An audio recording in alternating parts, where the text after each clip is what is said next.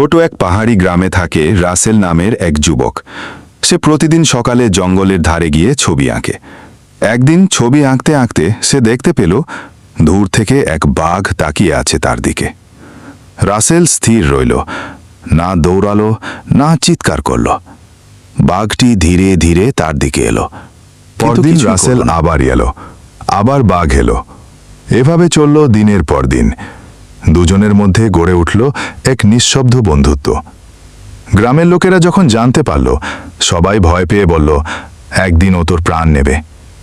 রাসেল শুধু হাসল, ওর চোখে আমি কখনো হিংসা দেখিনি। রাসেল জঙ্গলে গেল, কিন্তু বাঘ এলো না, পরদিনও না। তৃতীয় দিন রাসেল খুঁজতে খুঁজতে জঙ্গলের ভিতর ঢুকল। দেখল বাঘটি আহত হয়ে পড়ে আছে, শিকারীদের ফাঁদে পড়েছিল। রাসেল তাকে মুক্ত করল, পানি দিল, মাথায় হাত রাখল।